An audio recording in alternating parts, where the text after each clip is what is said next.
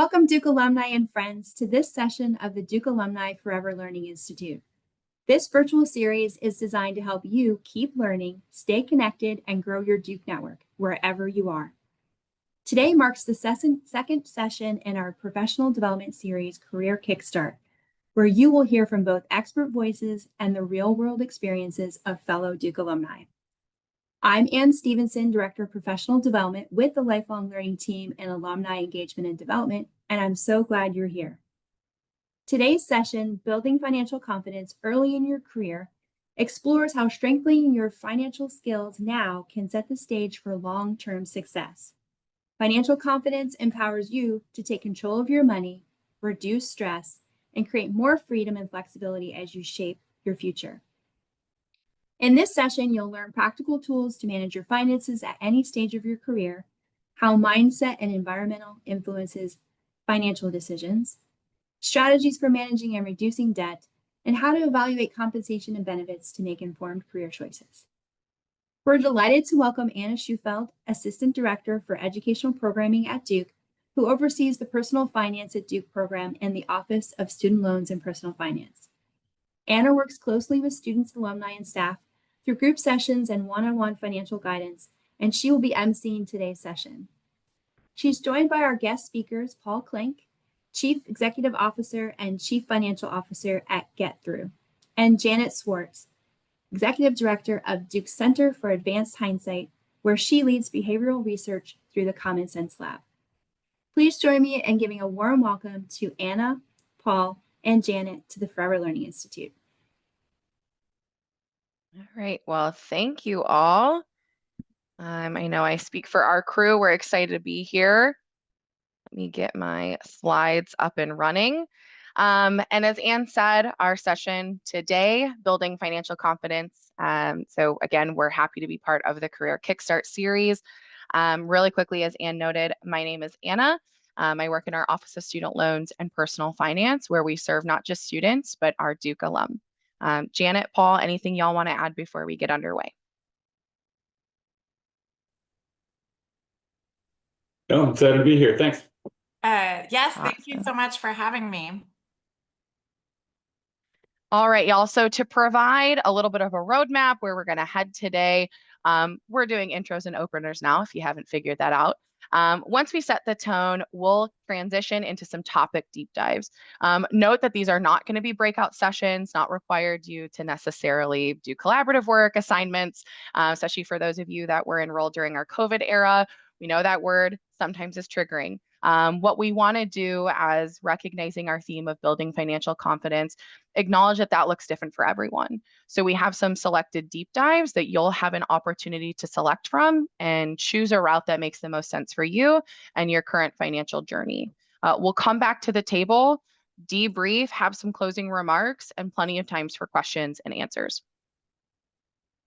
As we transition into the start of our content, again, we really just want to say thank you so much. Once you're out of that student lifestyle, we know the workforce schedule and those transitions that come with leaving the Duke student behind. We know y'all are busy. So again, we really just want to say thank you for coming to chat and listen today. We also want to acknowledge that when we're talking about finances, there's usually some stress and anxiety. This isn't necessarily an exciting and fun topic for everybody.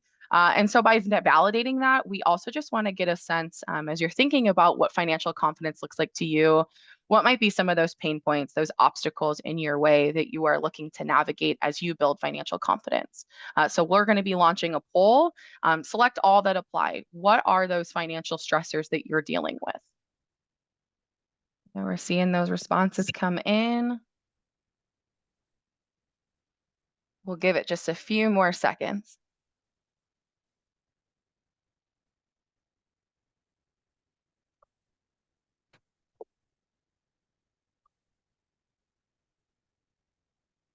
And I know typically what I find when I'm working with students, with staff, with alumni, it's usually not just one, because our finances touch so many aspects of our lives, because we are all dynamic human beings.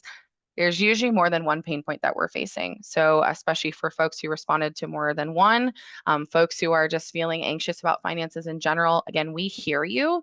And while we recognize that those experiences are unique, we also want to let you know that you're not necessarily alone in how you're feeling. This is a really tough environment to be a new grad. And whether new grad might be to you 5, 10 years out, or you are my May grad and you are somebody who just left our campus a few months ago, we're finding ourselves in certainly some unique financial circumstances. So whether you were that individual who was feeling the uncertainties of the economy right now, struggling with that unemployment, you're somebody who's been trying to do it all with your finances, but things are coming up short. Maybe you're somebody who's experiencing limited savings. You're somebody who's carrying a lot of debt and trying to manage through those challenges, or just facing that increasing financial stress. We hear you, we acknowledge you, and again, that's why we're here today.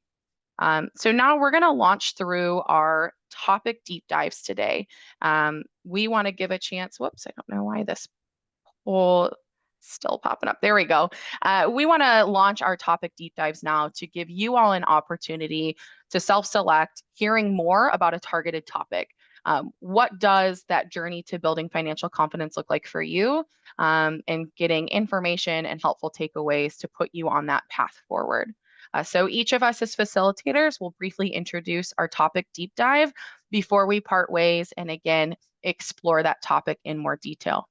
Janet, I'll start with you. Great, thank you. It's a pleasure to be here today. As you know, I'm a behavioral economist, so I sort of study how people make decisions at the intersection of psychology and economics. And one of the biggest challenges, whether it's in any realm of your life, whether it's diet, exercise, or managing your health, or managing your wealth, just having information or being educated, as you know, it's not even half the battle, right? Turning intentions into actions is really challenging for a lot of people. And in particular, when you're struggling and just out of school, or just starting a new job, or dealing with any of the big life changes that are rapidly coming your way. So I'm going to spend some time talking about how insights from behavioral economics can help you optimize your financial environment so that you do less thinking and struggling with these decisions on a day-to-day basis, and ultimately glide through a good financial plan that works for you today. Thanks, Janet. My session, Know What You Owe, is going to be a deep dive into debt management. My work on campus, I frequently meet with folks to talk about a debt management plan before heading out into the workforce, but I also frequently meet with alumni who come back and are wanting some additional support as they are navigating debt management as part of their personal finances. So this session will be on giving you kind of the tools to create an action plan and setting you up with helpful resources and approaches to debt management. Paul?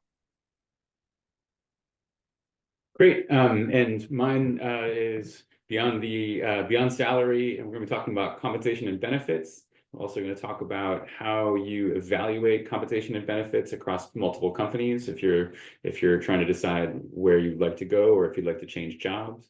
And then we'll also be looking a little bit at options and equity in companies, and finally how you think about your salary and growing that going forward. So we will be talking a little bit about that. Happy to, for those of you who are job seeking, I'm happy to talk a little bit about how you think about answering questions about salary as well.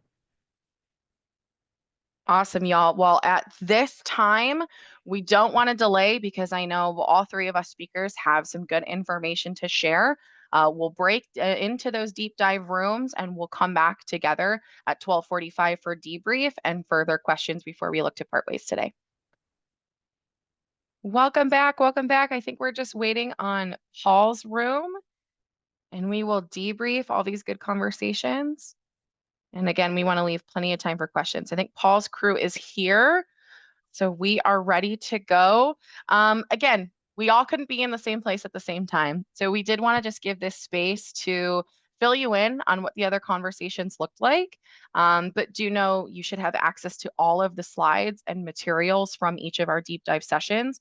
So Janet, we'll start off with you. What was y'all's debrief? So we didn't have too much discussion. In part, I ran out of time actually, so which I apologize for.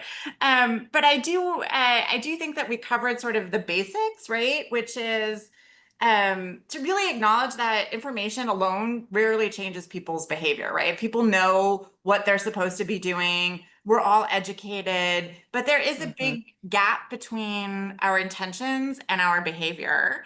And once we really understand what those barriers are for us, and it could be different for different people, what are the barriers that prevent you from following through on your good intentions, then you can create an environment that helps you close that intention behavior gap. I do like the power of defaults, right? So defaults for retirement savings, defaults for recommendations for how to allocate your retirement savings. These are really, really powerful because it allows you to sort of set it and forget it, right? So all of the things that marketers and people who are not necessarily our financial friends leverage, like, you sign up for, my example was you sign up for 3 months of Apple TV, free Apple TV, and then at the end of those 3 months, you forget to cancel your subscription, and Apple starts to just charge you, right? So that's all part of Apple's ploy, right? That the default is you are going to stick with that default, you're going to stick with the status quo, and then all of a sudden you'll be paying Apple $13 a month that you never had any intention of paying them, or at least not for that long. So the power of defaults, instead of having that work against you, can work for you if you are inclined to leverage that insight. And then the last thing that I would say is to imagine your future self, right? So think about today, who is that person 30, 40, 50 years from now? And be kind to that person, right? So like save a little bit of money today in your Roth IRA if you have access to it, or whatever 401k or whatever savings options that you have. Think a little bit about that person and put a little bit of money aside for them so that you ultimately, like, that is the biggest intention behavior gap, right? Is that thinking about your future self is a really, really powerful way to get you to behave well today. Absolutely. There can be some competing interests between us right now with our friends and all the fun things that we can do and the things that don't feel as fun, but future us is going to be really, really appreciative of. Thank you so much for that, Janet. So in my room, kind of just chatted through action steps that folks can take as they're really looking to accelerate their debt management strategies. Organization is really the first place to start. And while it might be the fastest thing to do, this can be a huge roadblock. And a lot of times when I'm working with folks, getting all of that in one place, seeing the numbers and having those feelings of stress and being stuck hitting you right in the face, this is a really hard step to take. So I want to commend folks who get into that space and are ready to kind of shed some light on what that pain point looks like so that they can go to the next step, which is really name that damage and stop the bleeding. So how did we get here? Because the how can certainly impact the what do we do next. I've had folks go into the slippery slope of balance transfer cards and debt consolidation without really knowing how that they got in their debt in the first place. And if you are somebody who realizes that your income does not meet all of your expenses, there is not going to be a balance transfer card in the world that helps resolve that. So again, we really need to name that damage so that we can better articulate what a solution looks like. And we want to maximize those payments. Paying at the minimum, we're not necessarily going to be leaving our debt management journey anytime soon. So what lifestyle changes do we make? Shifts in our environment and our behaviors, as Janet has mentioned, to really help foster the system that we've put in place to pay down that debt. And the final thing I would just encourage folks to do is chunk up your goals. Whether you are going to create maybe a little visual sticky notes or a color chart, celebrate the small wins, because when it comes to a debt management journey, it can be really, really hard to keep the faith and stick to that plan. So be kind to yourself. And again, celebrate all of those little wins that you have along the way. And Paul, final debrief from you. Sure. Compensation benefits again. So first, healthcare is the most important benefit, with 401k match being next, and that's just monetarily. Healthcare is really expensive, and so understanding it and understanding what it means in where you are and where you're going is really important. And it's unfortunate the number of times changing jobs for me has been like, well, how does my healthcare work in the interim? How does this work? And this has is a drag on everybody, but something we need to figure out. Salary and bonuses are built from the company's needs as much as the skills of the candidate. So it's really important to think about, if you're going to advocate for more money, either when you're applying for a job, or when you're accepting an offer, or when you're at a company, you need to think about what the company's needs are, and really understand their perspective on it. Because, as Janet said, you're not going to be able to change people's minds on things just by giving them information about, oh, you work more and things like that. Like, you need to figure out what it is that the company is looking for from you to do, and how can you help them. I said this a number of times in there, the trajectories of your industry and company can dramatically impact your career. So look for growth industries and growth companies within those industries. Doesn't mean you have to be. I was explaining how I was in a growth company in a not growing so much industry, but growth companies and growth industries are exciting places to be. And finally, options and equity can grow your wealth, but you rarely have much information to evaluate when you're accepting them. And so, I would be very wary about accepting equity instead of salary. Now, for a little bit maybe, but a lot of times startups will sort of try to say, okay, well, here's some equity, so we don't have to pay you as much, and go into that with eyes open. I've seen that question come in from students as well as they're navigating offers. So I think that is absolutely fantastic insight, Paul. And I think it goes to show, again, just how different when you're on that path to building financial confidence, what that looks like. And the information that's meaningful to you is designed to be personal, right? It is our personal finances. And yeah, there's some common things that will lead us onto the path to success: spend less, save more. But how that looks, how that shows up, other steps that you need to take to be confident in your financial journey. Again, just take ownership that it's okay if that looks different than the person next to you. So action step today, and kind of keeping in mind what our fabulous speakers have shared today, forecasting the value of your employment. So estimating that market value and thinking about the industry you're in and what your employer is looking for, what you bring to the table. Shifting that focus to habit building. When I'm working with folks, sometimes our emphasis is on the numbers, and that can get really scary and seems like it's out of our control. But your behaviors and how we interact with money, those are going to have an equally large impact on our finances, but might feel more approachable. And in a similar vein, automating that success, right? We know that knowing and doing are two different things. So where you can, lift those obstacles for success. Give some separation to a savings account and automate the savings. Commit to saving in your employer-sponsored retirement account. If it's there from day one, you will adjust to the smaller take-home pay. But just remember, as you are moving forward from today's session, as you're thinking about questions, or maybe even looking to connect back with the speakers today, we all acknowledge that personal finances are personal. Again, I don't know if folks are super familiar with our office, but we never put a cap on our services as long as we have the time to meet with alumni and it's in our professional scope.